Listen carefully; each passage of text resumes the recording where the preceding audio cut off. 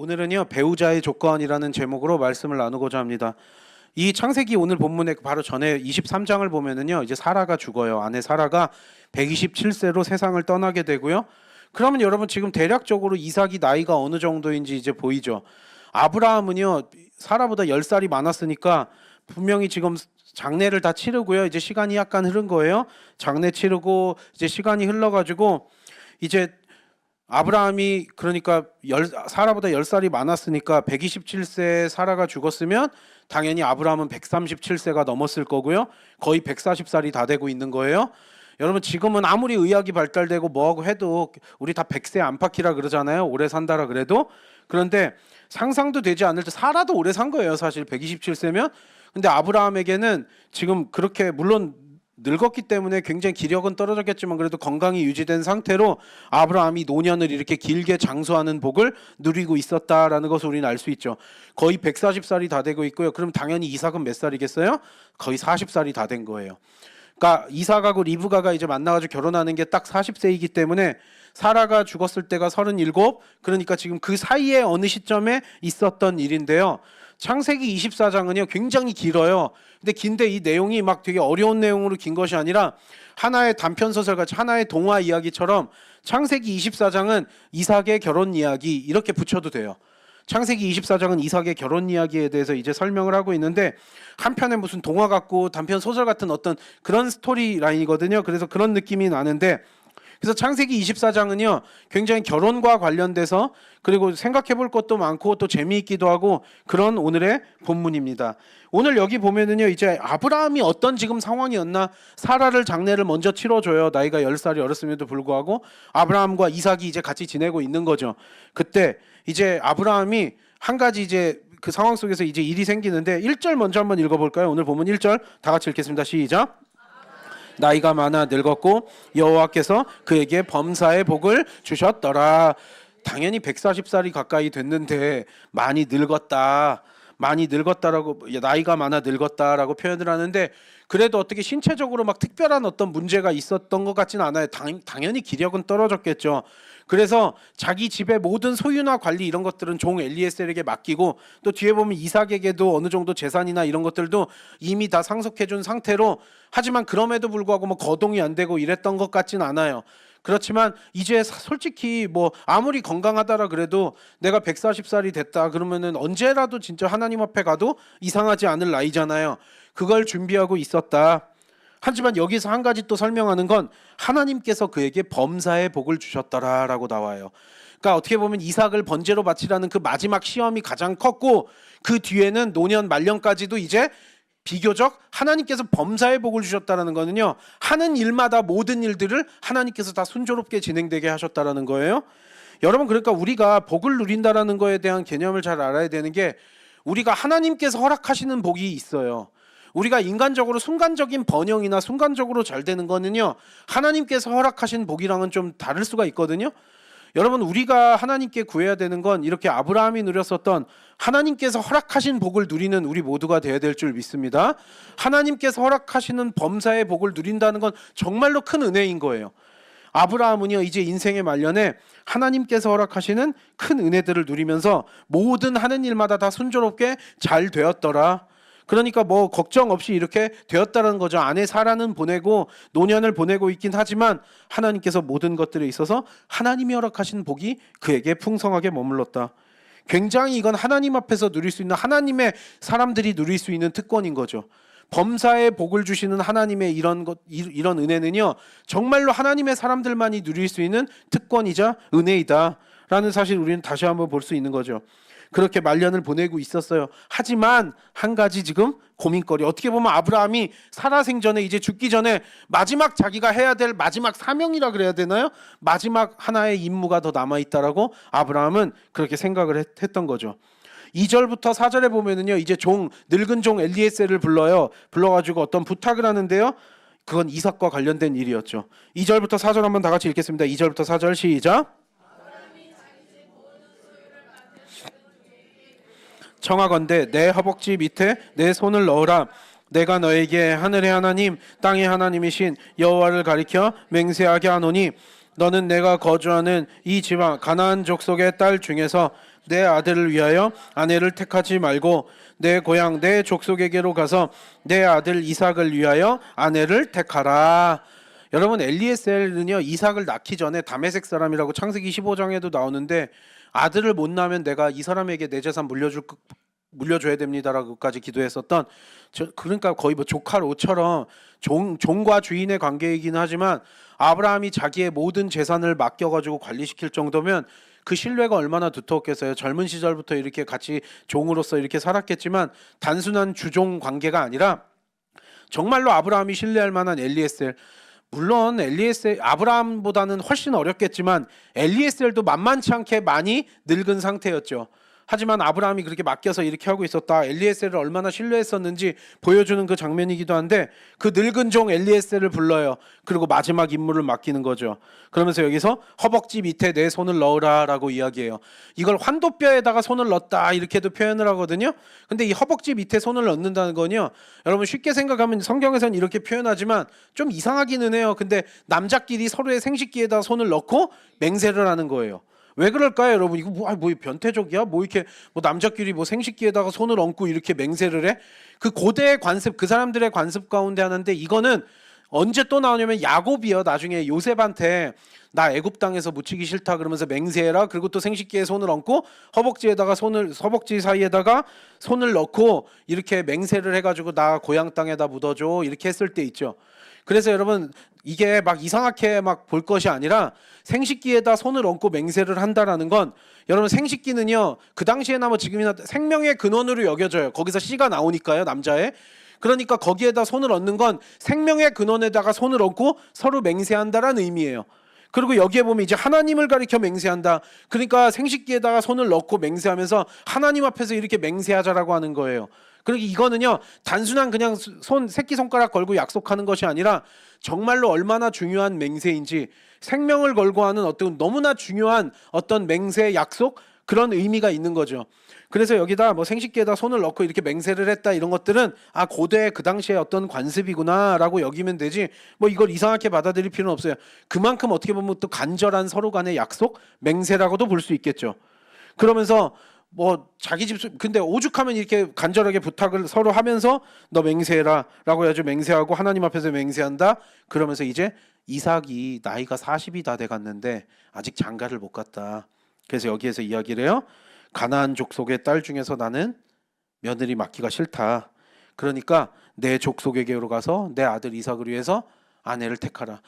이게 좀 그렇죠. 나이 요즘에는요, 여러분 나이 40 먹고까지 뭐 장가도 안 간 사람도 많고 뭐 하겠지만 사실 뭐 한 10년, 20년, 30년 전만 해도 대한민국도 막 30, 40대 가지고 장가 안 가고 시집 안 가면 뭐 노총각이다 노처녀다 막 난리 나고 막 가라 뭐 해라 적당히 하고나 가라 막 이래던 그거였잖아요. 지금 2000년대 넘어와선 이제 시집장가 가는 것도 뭐 늦게 가는 사람도 많고 안 가는 사람도 있고 자녀도 낳는 사람도 있고 안 낳는 사람도 있고 요즘엔 이제 다양해서 이런 것들이 그거겠지만 여러분 사실 우리도 여태까지 인류 역사 가운데 어느 정도 나이가 차면 막 시집 보내고 장가 보내고 이게 문화를 뭐 어떤 문화를 뭐 떠나서도 다 그게 공통적인 어떤 현상이잖아요.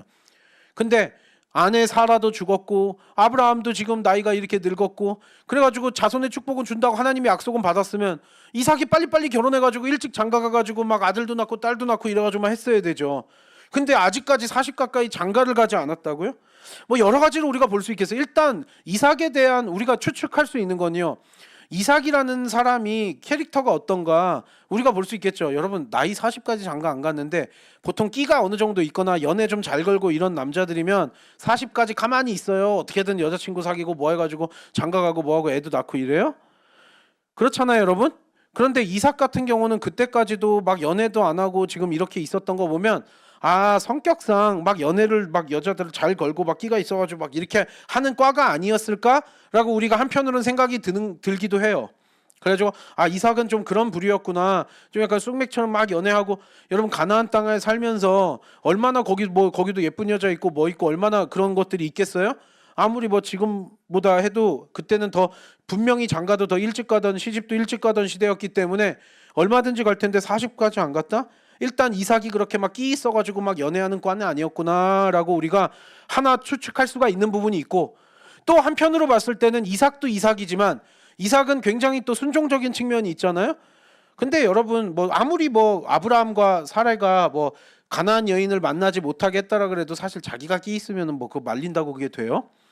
근데 한편으로 봤을 때 이삭의 캐릭터가 그렇기 때문에 아브라함과 사라가 그 지금 나이가 40 가까이 될 때까지 가나안 여인들하고 만나는 것을 허용하지 않았을 가능성도 있어요. 가나안 여인들하고 어울리지 못하도록 어느 정도 보호하면서 이렇게 막 연애하면서 장가 보내지 않았을 가능성도 있다라는 거죠. 아무리 뭐 말렸어도 이삭이 자기가 뭐 사고치고 가고자 했으면 갔겠지만 아브라함과 사라가 좀 어느 정도 맞고 있었다라는 것도 우리가 추측할 수 있겠죠. 왜냐하면 여기 보면 아브라함은 명확해요. 가나안 여인이 싫다는 거예요. 왜요? 우상 숭배하게 될까 봐요. 여호와 하나님만을 잘 섬겨야 되는데 이삭이 여자 잘못 집안에 들여가지고 우상 숭배하게 하면 여러분 그거는 절대로 원하는 바가 아니었던 거예요. 그러니까 생식기에다가 손을 얹고 막 맹세하면서 너 여자를 우리 고향 땅에서 우리 가족 우리 친척 중에서 좀 괜찮은 사람으로 우르 땅에 가가지고 너가 신실한 여인을 구해왔으면 좋겠다라 그러고 이 늙은 종에게 부탁을 하는 거죠. 그러니까 여러분 이거 보면은 아브라함이 걱정했던 거는 이런 부분이라는 거예요. 오늘 배우자의 조건, 아브라함이 이삭의 아내, 자기의 며느리감으로서 지금 택하는 게 어떤 조건을 내거느냐라는 걸 오늘 본문을 통해서 알 수 있는데요. 아브라함은 가나안 여인들에게 섞여, 여러분 이걸 잘 보여주는 예가 누구예요? 솔로몬이잖아요. 솔로몬은요 그 이방 여인들하고 동맹을 맺겠다 그래가지고 결혼을 했어요. 처음에는 얼마나 10대 때 결혼해가지고 지혜가 넘치고 어떻게 보면 다윗보다 더 훌륭해질 거라는 생각과 기대로 출발을 했지만 이방 여인들, 이방 왕국들의 공주들이랑 결혼을 하면서 동맹을 맺은 뒤에 그들을 하나님을 잘 섬기게 한 것이 아니라 그 이방 여인들이 섬기는 우상에다가 절을 하면서 솔로몬은 처음 시작은 너무 좋았으나 후로는 끔찍한 왕이 된 거죠. 솔로몬이 그렇게 영적으로 완전히 망했기 때문에 다윗도 실수가 있었지만 다윗은 끝까지 하나님을 배반하지 않았는데 여러분 부와 권력을 가지고 있는 자들이 하나님을 배반하지 않기는 참 힘든가 봐요. 솔로몬도 그래가지고 여러분 절대로 그 말년이 좋았던 사람이 아니라 처음 시작만 좋았지 솔로몬 자체는 그래서 그 다윗과 이런 내려오는 것들을 본인이 누렸을 뿐이지 그래서 결국 장수하지도 못하고 50대 때 솔로몬 일찍 가잖아요. 가면서도 끔찍하게 정말로 솔로몬 같은 경우는 영적으로 이스라엘을 망하게 만든 거예요. 그래서 솔로몬이 죽자마자 여러분 나라가 이스라엘 왕국과 유다 왕국 남북 왕국으로 갈라지게 된 것도 사실 솔로몬이 그렇게 이방 여인들하고 결혼하고 거기에 우상 숭배하면서 그렇게 된 거잖아요. 여러분 그러니까 이런 문제들을 생각하면요 참 어려운 부분들이 많은 게 우리 믿는 사람들이 믿지 않는 사람들이랑 결혼하는 것에 대해서 종교가 다른 사람들하고의 결혼에 대해서 어떻게 생각하느냐에 따라서 또 우리가 생각하는 거에 대해서 여러 가지 많은 생각들이 또 떠오르기도 하는 오늘의 본문인 거죠. 아브라함이 왜 걱정했느냐? 마찬가지예요. 솔로몬도 뒤에 그렇지만 모세 시절에도 이거에 대해서 경고를 해요. 이방의 우상 숭배하는 여인들이나 아니면 우상 숭배하는 남자들이나 이렇게 서로 섞이게 되면 반드시 그렇게 타락하게 된다라는 거예요. 이 사람을 믿지 않는 사람을 하나님 신실하게 믿는 사람으로 전도하는 게 쉬워요? 같이 타락하기가 더 쉬워요? 이게 참 어려운 부분이거든요. 믿지 않는 사람 만나가지고 같이 믿게 하고 이러면 너무나 금상첨화죠. 일석이조죠. 누이 좋고 외부 좋고 좋은데 영적인 그런 전투들이 너무나 심하기 때문에 내 일생에 평생에 내 배우자 한 명도 제대로 전도하지 못하다가 인생 끝내는 경우들이 너무나 많잖아요, 여러분. 그래서 물론 베스트는 그거죠. 같이 믿는 사람들끼리 신실하고 안정적인 가정을 꾸려서 믿지 않는 사람들을 많이 전도하는 게 사실 제일 좋기는 하죠. 근데 오늘 이걸 보면은 아브라함은 분명히 가나안 여인이 싫었던 가나안 사람 중에도 괜찮은 사람이 있을 거고 여러분 인간적으로 세상적으로 생각을 해보면은요 여러분 같으면 어떻게 하겠어요? 가나안 땅에서 지금 개기예요. 아무리 몇십 년 오래 살았어도요 우르 지역에서 온 나그네 유목민으로 돌아다니는 사람이라고요. 그러면 여러분 우리 같은 경우는 좀 집안 좋은 사람 그래 가나안 지역에 좀 집안도 괜찮고 괜찮은 집 딸내미 어떻게 이렇게 연결시켜가지고 이삭이랑 결혼시켜가지고 그렇게 같이 동맹처럼 이렇게 맺게 되면 아브라함도 본인의 재산을 지키기도 유리하고 더 안정적으로 이삭도 가나안 땅에서 자리 잡고 좀 평안하게 살 수 있잖아요.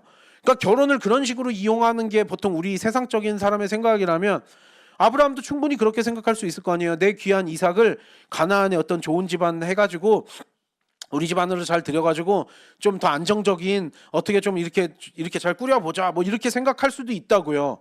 근데 아브라함은 그런 거 생각하지 않아요. 가나안 사람이랑 이삭이랑 결혼시켜가지고 뭐 안정적이고 이런 건 애시당초의 계획에 없고 싫다는 거예요. 왜냐면 아브라함도 가나안 사람들이 어떤 식으로 우상숭배하고 뭐 하는지를 살면서 옆에서 다 지켜봤을 텐데 절대로 그들과 이삭이 결혼해서는 안 된다라고 물론 하나님께 응답을 받았을 수도 있고 본인도 결론을 내렸기 때문에 그동안 나이 40 먹을 때까지 조바심 내지 않고 이렇게 미루면서 이제 사라가 죽은 뒤에 이제 안 되겠다라 그래가지고 여인을 보내러 이제 중매 좀 너가 잘 좀 해봐라 엘리에셀에게 이렇게 부탁을 하는 거죠.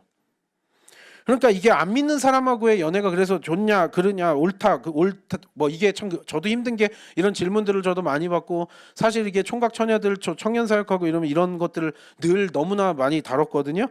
늘 많이 이야기를 하는데 또 보면은 교회가 보면은 이게 성비가 5대5로 딱 맞으면 좋은데 세상은 하나님께서 5대5로 딱 맞게 하시지만 교회에는 기가 막히게 여인들이 더 많아요. 나이를 떠나서요. 그러면 믿는 남자들이 좀 적기 때문에 안 믿는 여인들이 믿는 남자를 만나면 참 좋겠지만 믿는 남자의 수가 적어가지고 일단 그런 문제들이 또 있어가지고 그럼 시집가지 말란 얘기냐 또 그렇게 이야기할 수는 없잖아요. 그러니까 믿는 사람의 수가 부족한 것도 있고 솔직히 말하면 그래요. 교회를 다니고 있다 쳐요. 그럼 다른 건 교회만 다니고 있으면 다 돼요? 교회 다니는데도 믿음이 좀 없는 사람도 있고 좀 상태가 이상한 사람들도 분명히 있어요, 없어요? 그렇게 따지면 이게 서로 참 만나기가 힘드니까 교회 안에서도 이렇게 만나고 주님의 뜻 안에서 믿는 가정을 꾸려서 같이 주일 예배 드리고 자녀들 잘 돌보고 막 같이 이렇게 주일날 이렇게 거룩하게 보내고 아름답게 이렇게 가정을 꾸리면 그게 하나님 앞에서 너무나 큰 복이잖아요. 우리 결혼해가지고 사는 사람들은 다 그게 얼마나 큰 복인지 알지만 잘 이걸 그때 젊었을 때는 이게 잘 안 보이고 잘 모르는 거죠. 그래서 우리가 믿지 않는 사람 무조건 결혼하지 마냐 뭐 하라 마라 이렇게 우리가 결론을 내리기는 쉽지 않은데 한 가지 확실한 건 있죠. 왜냐면은 우리가 아무리 믿는 사람끼리 결혼을 하더라도 사실 맞춰 사는 게 쉽지는 않거든요. 믿는 사람끼리 결혼해서 막 싸움도 안 하고 너무나 행복하게 하루하루 산다 또 이렇게도 말할 수 없는 게 이게 결혼 생활이라는 게 영적 전투들이 심해서 그렇게 만만치가 않아요. 이건 해보신 분들은 다 아실 거 아니에요? 하지만 만약 영적인 부분까지도 근본적으로 틀어져 있다 그러면 그 혼인 생활이 쉬울까요? 어려울까요? 당연히 어렵겠죠. 그러니까 감당해야 될 굉장히 꽤 큰 어려움이 있다라는 사실을 우리 크리스천들은 늘 인지하고 있어야 된다라는 거예요. 아, 내가 믿지 않는 여인을 만난다. 내가 믿지 않는 남자를 만난다. 남편을 만난다라고 하면 분명히 믿는 사람끼리 결혼한 것보다는 더 큰 어려움이 있을 수밖에 없다는 사실을 인지하고 기억하고 그런 부분들에 대해서 분명히 영적으로 대비를 하고 해도 해야 된다라는 거죠. 참 어려운 부분이에요. 아브라함은요 이방인들하고 섞이기를 원하지 않았어요. 그들이 섬기는 우상숭배 글로 이삭이 끌려가는 거 추워도 원치 않았어요. 그리고 이삭도 누구보다 같이 하나님을 경외하는 자였기 때문에 그렇지 않고요. 그러니까 이렇게 막 그 엘리에셀을 불러가지고 이렇게 당부를 한 거죠. 근데 이 늙은 종 엘리에셀이 왜 아브라함이 이렇게 모든 재산을 맡길 정도로 신뢰했고 충직했는지 그게 또 나오는데 엘리에셀은 심란한 거예요. 이 부탁을 받으니까. 심란하죠. 여러 가지로 복잡하잖아요. 어디 가서 또 고향 땅에 그 땅도 멀지만 거기 가서 어떻게 여인을 또 구해와요? 좋은 사람 구해와야지. 또 아무나 이렇게 데려올 수도 없고 본인의 이제 책임이 된 거잖아요. 지금 여인을 가서 이삭의 와이프를 구해와라. 근데 이게 얼마나 좀 이게 받았을 때 예 알겠습니다 뭐 이렇게 해가지고 할 수 있는 게 아닌 게 많이 복잡한 게 있을 거예요. 그리고 일단 현실적으로 딱 생각을 한 거죠. 엘리에셀이 그렇게 현실적으로 딱 질문을 해요. 5절 읽어볼까요? 오늘 본문 5절 다 같이 읽겠습니다. 시작.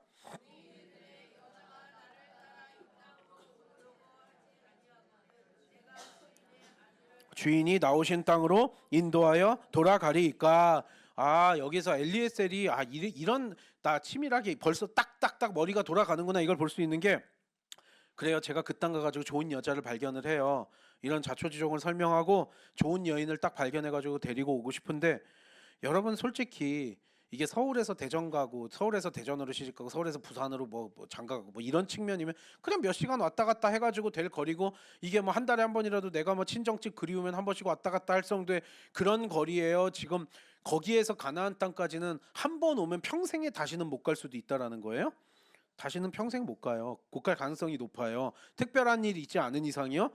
그런데 좋은 젊은 처자를 잘 발견했어요. 시집 안 간 좋은 처녀를 발견을 해가지고 이사가고 장가가지고 데려오려는데 너무나 모든 게 딱 좋고 마음에 들고 이게 좋은데 따라 나선다고 하는 게 사실 정상적이진 않잖아요. 여러분 어딘지도 모르는데 어떤 정상적인 여인이 남편이 누군지도 모르고 머두인데 일단 나 따라오쇼 막 이렇게 했는데 그 사람 그 사람이 돈을 지참금을 얼마를 냈는지 뭐 했는지 모르겠지만 이렇게 따라오자라 그랬을 때 적당히 먼 거리에 따라갔다가 다시 돌아올 수 있죠. 다시는 돌아오지 못할 먼 거리를 가자고 하면 엘리에셀 입장에서는 따라갈 사람이 누가 있겠냐라는 거예요. 그러니까 여인을 구하는 건 내가 구해 보겠으나 여기 가나안 땅까지 따라오는 거는 쉽지 않을 것 같은데, 그러면 좋은 여자는 있는데 만약 가나안 땅으로 안 따라온다 그러면 그럼 이삭을 다시 아브라함 주인님 고향 땅으로 보내가지고 거기서 장가 보내가지고 살게 할까요? 그러면 좀 그러니까 엘리에셀도 여인을 내가 찾아보는 것까지는 본인이 할 수 있겠는데 여인을 여기까지 데리고 오는 건 자신이 없었을 수도 있죠. 그게 사실 그리고 정상적이잖아요.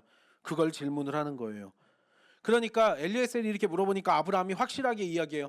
여기서 조건을 확실하게 다시 한번 정하는 거죠. 6절부터 8절 끝까지 6절부터 8절까지 읽겠습니다. 시작. 아브라함이 그에게 이르되 내 아들을 그리로 데리고 돌아가지 아니하도록 하라.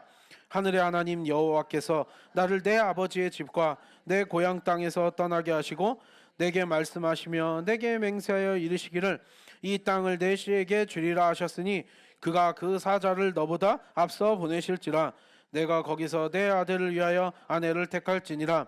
만일 여자가 너를 따라오려고 하지 아니하면 나의 맹세가 너와 상관이 없나니 오직 내 아들을 데리고 그리로 가지 말지니라. 아브라함이 이제 조건을 내거는데요. 그 여인이, 그러니까 아브라함은 하나님이 분명히 예배해 놓으셨다라는 믿음이 있었어요. 이게 좀 막연하지만 이삭을 위한 여인을 하나님께서 분명히 예배해 놓으셨을 거다. 그 여인이 따라가자 그랬을 때 따라와야지, 따라오지 않고 거기에 이삭을 데리고 갈 생각은 절대로 하지 말라라는 거예요. 여기로 그 여인을 데리고 와야지 이삭을 거기로 그 고향 땅으로 데려가가지고 살게 할 생각은 없다. 하나님께서 이 땅 가운데 머물라고 하셨기 때문에 아브라함과 이삭의 계보를 잇는 그리고 그 집안의 며느리로 들어야 될 사람은 분명히 여기로 와야 된다. 아브라함이 내건 조건은 이거예요. 굉장히 간단하죠. 외모는 어때야 되고 키는 어때야 되고 막 이런 거 안 하고요. 여기로 잘 왔으면 좋겠어. 여러분 이건 한편으로 생각해 보면은요. 왜 이런 조건이 어떤 조건일까? 여러분 이건 아브라함의 인생을 돌이켜 보면 아브라함의 인생하고 연결이 돼 있어요. 75세 때 하나님이 명령을 내려요. 너 일단 아비 친척집을 떠나가지고 내가 가라는 곳으로 가. 그러니까 하나님의 명령을 듣고 아브라함은 그냥 순종해서 갔어요. 그리고 우리는 그것이 얼마나 두렵고 어렵고 위험한 일인지를 깨달았어요. 그 당시에 자기가 살고 있었던 터전을 벗어나면 언제든지 악한 자들에게 사냥감이 될 수 있었던 아브라함과 그의 가족들이었어요. 그리고 재산이라도 없나요? 재산도 많았는데요, 꽤. 그러니까 잃을 것도 어느 정도 있는데 그냥 떠나라니까 떠났어요. 근데 아브라함은 너무나 용감하게 하나님 말씀에 순종해서 떠났어요. 사실 밑도 끝도 없는 일이잖아요. 어디로 갈지 알려준 것도 아니라 그냥 떠나라니까 떠났어요. 그래서 아브라함이 그 믿음의 여정을 걸어가게 된 거고요. 믿음의 조상이 된 거예요. 마찬가지예요. 아브라함도 떠나라 그랬을 때 그냥 하나님의 명령을 듣고 떠났듯이 우리 집안의 며느리로 와야 될 여자는 내가 내 인생을 그렇게 했듯이 우리와 함께 그냥 떠나라 그랬을 때 과감하게 담대하게 그냥 모든 거 다 놓고 그냥 미련 없이 그 고향 땅을 떠날 수 있는 여인이었으면 좋겠다. 내가 걸어갔던 그리고 우리가 지금 걸어갈 이 믿음의 여정이 있는데 그 여인도 나와 같이 그냥 떠나자 그랬을 때 떠날 수 있는 여인이었으면 좋겠다라고 하는 거죠. 즉 아브라함이 내건 조건은 뭐예요? 다른 어떤 거 없어요. 우리와 함께 나와 이삭과 함께 믿음의 여정을 함께 할 수 있는 여인이었으면 좋겠다. 하나님 경외하면서 같이 갈 수 있는 사람이면 좋겠다라고 이야기를 하는 거죠. 여러분 이게 너무나 명확한 아브라함이 내건 며느리의 조건이었어요. 복잡하지 않죠. 여러분 우리 인간들 같은 경우는 키는 얼마였으면 좋겠고 그래도 집안도 좀 좋았으면 좋겠고 교육 잘 받았으면 좋겠고 외모도 어땠으면 좋겠고 우린 이런 생각들을 많이 하잖아요. 여러분 제가 청년 사역할 때도 맨날 이거 기도 제목 받고 배우자 기도를 해야 되냐 말아야 되냐. 배우자 기도 하는 건 좋죠. 근데 문제는 여러분 크리스천들이 또 신실한 사람을 만나기가 참 어려운 부분이 성비의 문제도 있고 뭐도 있겠지만 여러분 우리가 배우자 기도를 자세하게 해야 되냐 말아야 되냐 이런 얘기. 배우자 기도는 당연히 해야 되죠. 배우자 기도는 해야 되는데 또 우리 크리스찬들끼리는 그런 얘기예요. 서로 조언해 줄 때 야 배우자 기도는 구체적으로 해야 돼. 그래야지 하나님께서 그 구체적으로 기도해야지 응답해 주시고 그런 남자를 보내주실 거야. 그런 여자를 보내주실 거야. 그렇게 이야기를 하기도 하는데요. 아브라함이 내건 조건 보면 그렇게 배우자의 그 기도를 그렇게 복잡하게 하지 않고요. 굉장히 간결하게 해요. 믿음의 여정 함께 할 수 있는 사람, 과감하고 담대하게 떠나자 그랬을 때 떠날 수 있는 사람이 그 이삭의 와이프가 될 조건이에요? 아내가 될 수 있는 조건이에요?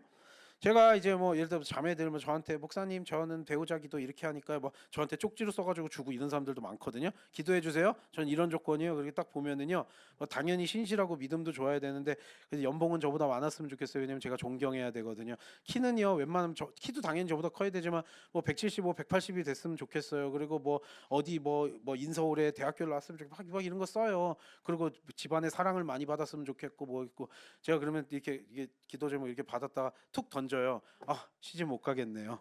제가 이렇게 말한 적이 되게 많거든요.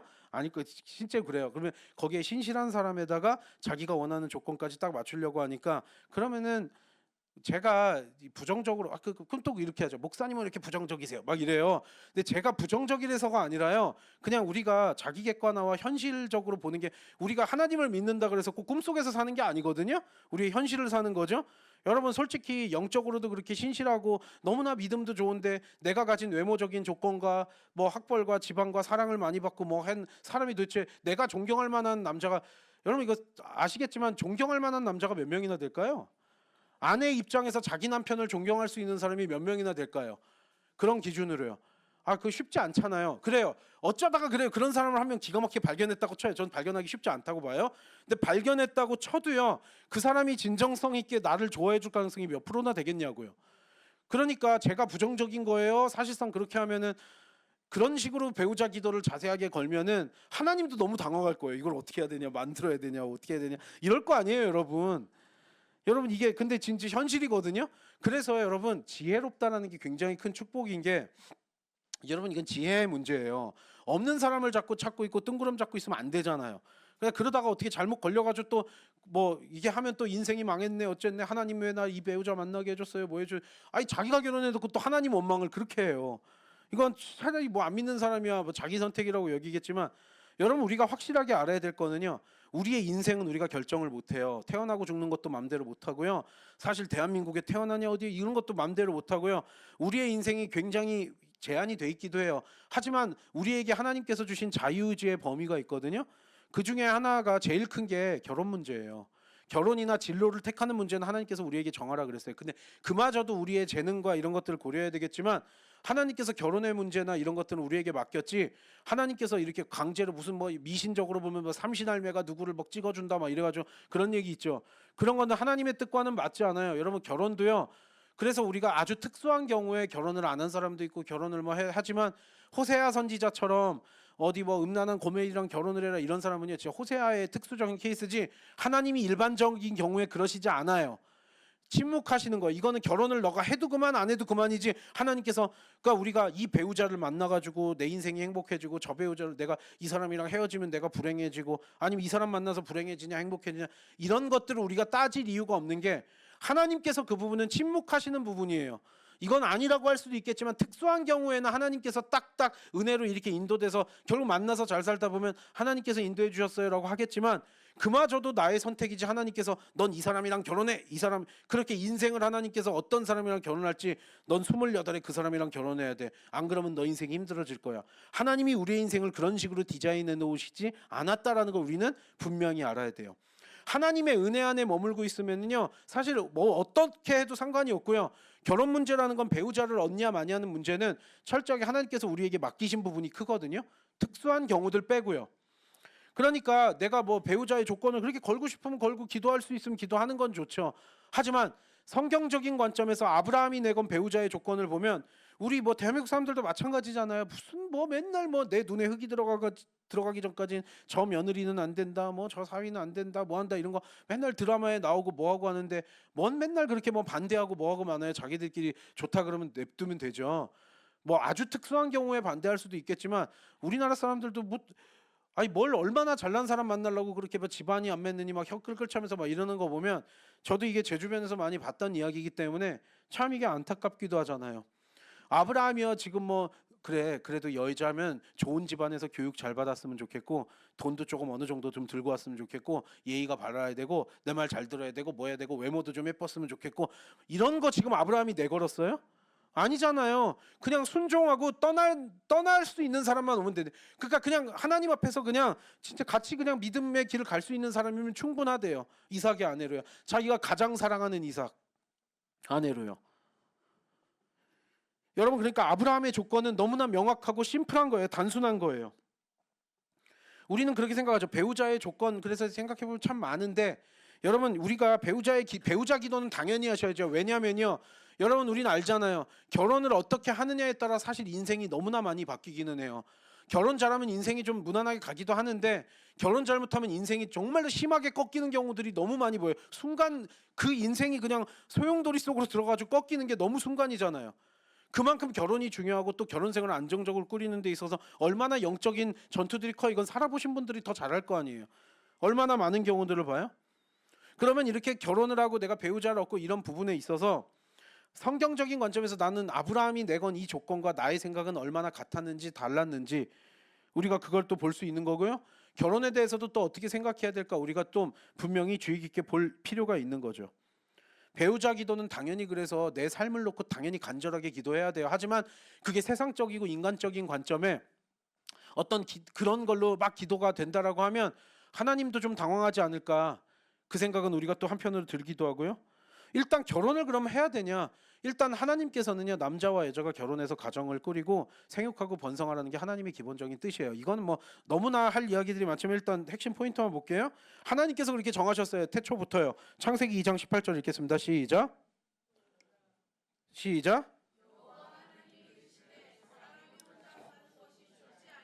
내가 그를 위하여 돕는 배필을 지으니라 하시니라. 남자 혼자 사니까 이거 보기 안 좋네요. 돕는 배필을 짓겠다 하셨어요. 22장 24절이요. 시작. 이러므로 남자가 부모를 떠나 그의 아내와 합하여 둘이 한 몸을 이룰지니라. 남자가, 그래서 나이가 차면 아내를 만나가지고 결혼을 하고 가정을 이루고 이러는 것들이 하나님의 뜻이라는 거예요. 특별히 일부일처제로요. 성경은 그래서 결혼 제도를 장려하고 있고요. 생육하고 번성하라고 말씀하세요. 가정을 또 이루면서 그렇게 하라고도 말씀을 분명히 성경 전체 내에서는 그렇게 우리에게 전해주고 있는데요. 한편으로 봤을 때 그럼 결혼이 의무냐? 아까도 나이 먹어가지고 결혼을 안 하면 우리 꼰대들이라 그러잖아요. 저도 약간 그런 게 있는데, 저도 우리 성도들이나 뭐 총각 처녀들 보면 결혼해라, 자녀 많이 낳아라, 저도 이런 얘기들은 많이 하지만 사실 이게 그렇게 할 얘기는 아닌 게, 예전 시대 때는 그런 것들이 있었지만 지금 2000년대 넘어와서는 이제는 비혼주의라 그러죠. 독신주의. 나는 결혼 안 하고 평생 살 거예요라고 막 결단을 내리고 살아가는 사람들도 많이 있고요.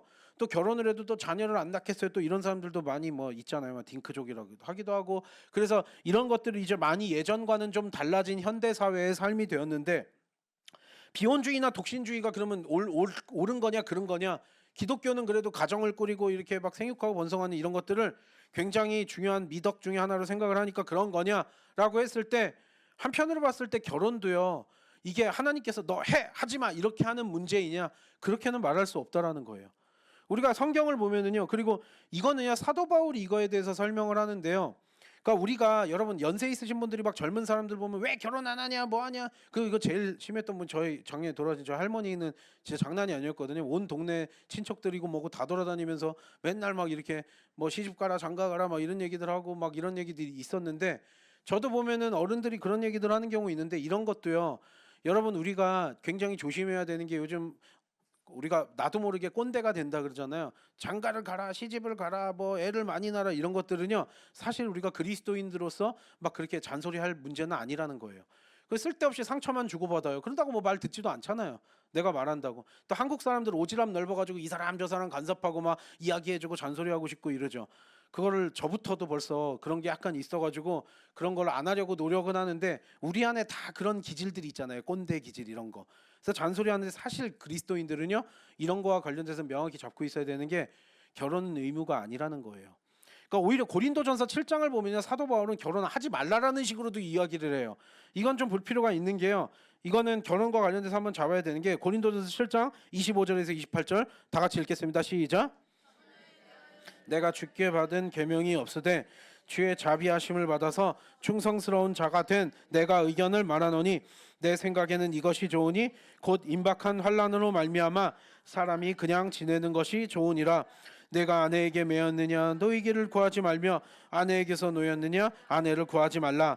그러나 장가가도 죄짓는 것이 아니요 처녀가 시집가도 죄짓는 것이 아니로되 이런 이들은 육신의 고난이 있으리니 나는 너희를 아끼노라.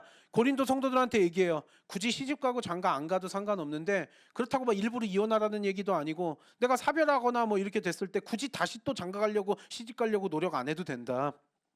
믿는 자들은, 그리고 고린도도 믿는 자들이 소수고 안 믿는 사람들이 많으면 안 믿는 사람들이랑 굳이 결혼하려고 그러다가 믿음까지 잃어버릴 수가 있잖아요. 그래서 시집 가고 장가 가는 것 자체는 아무런 문제가 없어요. 시집 가고 장가 가가지고 이렇게 아름답게 잘 살아가는 거는 하나님께서도 너무나 이렇게 하나님의 기쁘신 뜻이기도 하지만 시집 가고 장가 가는 게 문제가 되는 것도 아니고 죄 짓는 것도 아니지만 굳이 안 가도 상관이 없고 그거는 각오해라. 만약 믿음 안에서 결혼을 해도 이게 쉽지 않은 게 결혼 생활인데 가정을 지킨다라는 게 굉장한 그 사탄마귀가 공격도 있고 영적 전투들이 심하거든요. 이건 결혼해 보신 분은 다 알 거 아니에요. 내가 자녀, 남편, 또 아내 뭐 이렇게 하고 지금 이렇게 아름답게 잘 이렇게 만들어가는 거에 얼마나 기도할 것들이 많아요. 그리고 방해하는 세력들도 많고 약한 세력이. 그러다 보니까 믿지 않는 사람이랑 이렇게 결혼을 하고 솔직히 그렇잖아요. 그러면 결혼 나이, 저 이런 말하는 사람도 있어봐요. 야, 나이 찼으면 적당히 눈 낮추고 아무나 만나서 결혼해, 이런 얘기들 하시는 분들 많거든요. 저도 그런 얘기 주변에서 들은 적도 있고요. 그럼 우리 그리스도인들은 절대로 그런 식으로 조언하면 돼요, 안 돼요? 안 돼요, 여러분. 나이 찼다 그래서 적당히 눈 낮춰서 아무나 결혼해라, 또 그런 얘기를 함부로 할 수 없는 거예요. 왜요? 여러분, 하나님의 뜻 안에서요, 결혼을 해가지고 잘 아름답게 이렇게 하면 좋겠지만 정말로 결혼을 했을 때 다 좋아요? 안 좋은 경우들도 많아요? 결혼을 잘했을 때 좋은 배우자를 만나서 결혼을 해서 잘 사는 게 중요한 거지, 정말로 심각하게 안 좋은 배우자 만나면 인생 그냥 꺾여버리고 망하게 되는 거가 정말 한순간이잖아요. 돌이킬 수도 없이. 그럼 하나님이 봤을 때 너 나이 찼으니까 안 좋은 배우자라도 만나가지고 결혼해서 좀 망해봐라, 하나님이 그러시겠어요? 그때는 차라리 장가가고 시집 안 가는 게 나아요? 만약 괜찮은 배우자가 아니라면은요, 여러분 그거를 분명히 성경에선 이야기해요. 시집 가고 장가 안 가는 게 더 낫다고요. 뭐래요? 육신의 고난이 있을 거래요. 굳이 안 좋은 배우자 내가 나이 찼기 때문에 막 도피성으로 만나가지고 결혼했다가 굳이 육신의 고난을 더할 이유가 있어요, 없어요? 그 한편으로 보면 성경은 그렇게 사도 바울은 조언하는 거예요. 뭐래요 여기서? 하나님께 특별히 받은 계명은 아니래요. 왜냐하면 처녀 총각 이런 문제들이나 결혼 이런 문제에 대해서는 사도 바울도 분명히 하나님께 기도 응답을 구했겠죠. 그랬을 때 특별히 응답이 안 내려왔대요. 이건 저도 비슷하게 느꼈거든요. 배우자 문제를 놓고 기도할 때 하나님이 전 침묵하신다는 걸 너무나 강력하게 느꼈어요. 제 총각 시절에. 다른 부분들은 다 응답을 잘해 주시는데도. 왜냐면 너의 신실함을 보겠다는 거예요. 하나님은 너가 알아서 해. 왜 나한테 뭐 결혼하라 마라. 뭐 호세아가 아니잖아요. 호세아 선지자처럼 특수한 경우가 아니잖아요. 그럼 하나님께서 우리에게 신실함을 맡기는 거고요. 그래서 결혼 누구랑 했다고 하나님 자꾸 원망하지 말라는 거예요. 그래서 사도 바울도 기도했을 때 하나님께서 이 부분에서는 응답을 안 주셨대요. 지금 그러잖아요. 내가 주께 특별히 받은 계명은 없다. 하지만 우리가 영적인 지혜로서 이렇게 봤을 때 이거는 하나님께서 우리에게 맡긴 것이지, 안 좋은 배우자가 있어도 나이 찼으니까 결혼해서 적당히 결혼해가지고 살아라는 건 절대로 해서는 안 되는 거죠. 만약 그렇게 우상 숭배하는 배우자나 죄 짓는 배우자들 잘못 만났다가 내 인생까지 같이 그냥 심각하게 망할 수도 있는 거 아니에요. 나도 같이 구렁텅이로 들어갈 수 있는 거 아니에요. 그런 경우는 차라리 혼자 사는 게 훨씬 낫다라는 거예요. 이해가 되세요? 그렇게도 설명을 하는 거예요. 그러니까 이게 의무가 아니라는 거예요. 또 이 고린도전 7장 뭐 설명할 거 많은데 또 하나만 또 찾아볼까요? 또 시집 가고 장가 가는 게 꼭 의무는 아니라는 이유는요. 고린도전 7장 32절에 34절 다 같이 읽겠습니다. 시작. 주의 일을 염려하여 어찌하여 주를 기쁘시게 할까 하되 장가간 자는 세상 일을 염려하여 어찌하여 아내를 기쁘게 할까 하여 마음이 갈라지며 시집가지 않은 자와 처녀는 주의 일을 염려하여 몸과 영을 다 거룩하게 하려 하되 시집간 자는 세상 일을 염려하여 어찌하여 남편을 기쁘게 할까 하느니라. 아니, 믿음 안에서요 잘 만나서 주님 일을 같이 하면 금상첨화 너무 좋아요. 하지만 내 믿지 않는 자랑 이렇게 결혼을 하거나 같이 좀 안 좋게 이렇게 됐을 때는 내 아내랑 내 남편을 이렇게 만족시켜야 되기 때문에 주님 일하는 거 다 방해받고 못한다라는 거예요. 함께 주님 일 하면 너무나 좋아요. 근데 주님 일에 방해가 된다라 그러면 너 결혼해가지고 믿음 잃어버리고 주님 일 평생 하나도 못하고 산다면 그것도 하나님 영적인 측면에서 너무나 얼마나 안타까운 일이에요. 내가 아내 남편 만족시키기 위해서 주님 일을 못하게 되기 때문에 걱정 근심 염려 속에서 살기 때문에 주의 일을 못한다. 그럴 거면 시집장가 안 가도 상관없다. 또 이렇게도 사도 바울은 강력하게 고린도전서 7장 내내에서 이런 설명들을 하는 거죠. 그러니까 결혼이라는 건 뭐 하라 하지 마라 이런 게 아니고요. 누구랑 결혼하고 어떻게 결혼해가지고 어떻게 주 안에서 그리스도의 뜻 안에서 아름다운 가정을 만드느냐가 중요한 거지, 무조건 결혼해라 마라 이렇게 우리가 꼰대처럼 잔소리할 일은 아니라는 거. 우리 그리스도인들은 이 성경의 가르침을 또 명심해야 될 줄 믿습니다. 그러니까 여기에서 또 그 얘기가 나. 그러니까 여기서 또 많이 우리끼리 하는 얘기, 믿지 않는 자와 멍해를 하지 말라. 이것도 찾아볼까요? 고린도후서 6장 14절. 고린도후서 6장 14절, 이거 우리 성도들 많이 인용하는 구절들이잖아요. 우리끼리도 시작. 너희는 믿지 않는 자와 멍해를 함께 매지 말라. 의와 불법이 어찌 함께하며 빛과 어둠이 어찌 사귀며. 이거는요, 믿지 않는 배우자를 만나지 마라. 이거는요, 꼭 결혼과 관련된 얘기는 아니거든요. 멍해를 같이 매지 말라라는 거는 이건 결혼만의 문제가 아니라 일반적으로 우리가 누구랑 사귈 때도 유유상종이란 말 하잖아요. 질이 안 좋은 사람이랑 사귀면 나도 같이 질이 나빠지게 되고, 죄 짓는 사람들이 옆에 있으면 나도 같이 어느 순간에 유혹에 빠져서 죄 짓게 되는 게 또 우리 인간들이잖아요. 그러다 보니까 믿지 않는 자와 멍해를 함께 맨다라는 건 연합한다라는 얘기예요. 같이 한 배를 탄다라는 의미예요. 그러면 믿지 않는 자와 한 배를 타고 그렇게 가게 되면 같이 신앙을 잃어버릴 수, 솔로몬이 그랬듯이 신앙을 잃어버리게 되고 불법을 저지를 수도 있고 이런 거잖아요. 이건 결혼만의 문제는 아니에요, 비단. 근데 믿지 않는 자와 멍해를 함께 매지 말라라는 것도 우리가 분명히 명심을 해야 되는 것이, 우리가 같이 늘 생각하면서 어떻게 우리가 이런 영적인 부분에서 쉽지 않은 부분이 있겠다. 그래서 여러분, 우리가 결혼과 우리가 가정을 꾸리고, 또 여기 연세 있으신 분들도 있고 시집장가 아직 안 간 사람들도 이렇겠지만, 얼마나 이 모든 이게 참 지혜가 필요한 문제거든요.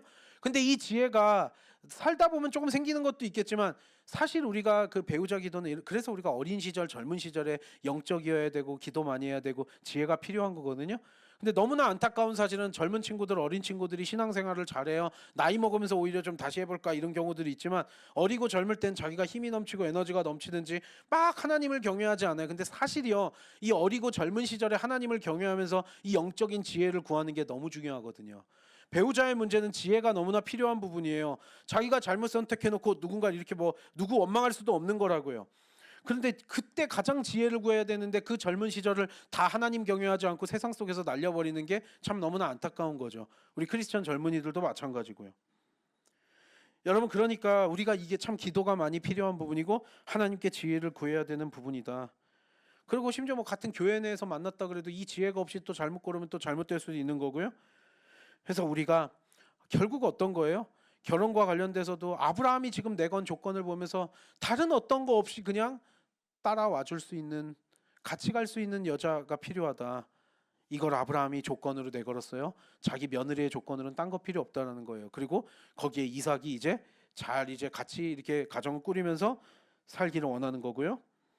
여러분, 그러니까 중요한 건 뭐예요? 결혼을 하냐 안 하냐의 문제가 중요한 것이 아니고요. 지금 현대 사회도 더 그렇고요. 또 자녀를 많이 낳냐 안 낳냐 이런 문제가 중요한 게 아니라는 거예요. 근본적인 거는요.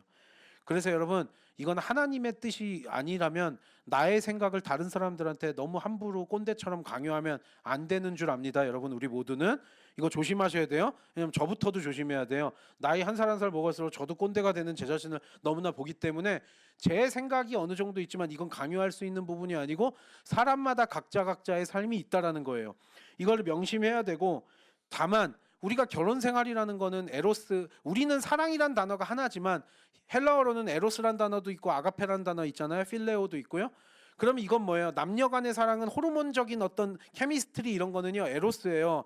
결혼할 때 그것도 약간 필요할 수는 있겠죠. 하지만 그거는요, 여러분 알아요? 3개월, 6개월, 1년 지나면 그런 호르몬 작용, 케미스트리는 금방 날아가 버려요. 결국 에로스의 사랑 갖다가는 안 되고요. 하나님께서 우리에게 하시는 무조건적인 사랑, 아가페 사랑이 필요하다는 걸 우리는 알아요. 결혼 생활에는 그래서 호르몬 작용으로 되어 조금 살다 보면 뭐야 이거 내가 눈이 뭐가 씌었나 이러고 나중에 후회하고 이러잖아요. 그걸로만 살 수 있어요? 주님의 사랑이 필요해요? 가정을 잘 꾸리기 위해선 주님의 사랑이 필요하다는 거 우리 다 아시잖아요. 그렇죠? 여러분, 그래서요, 우리는 아가페 사랑이 결국 필요해요. 그럼 어떻게 해야 되겠어요? 내가 배우자 아직 안 맞는 사람들은 주님의 뜻 안에서 좋은 배우자 만나길 원합니다라고 해야 되고요.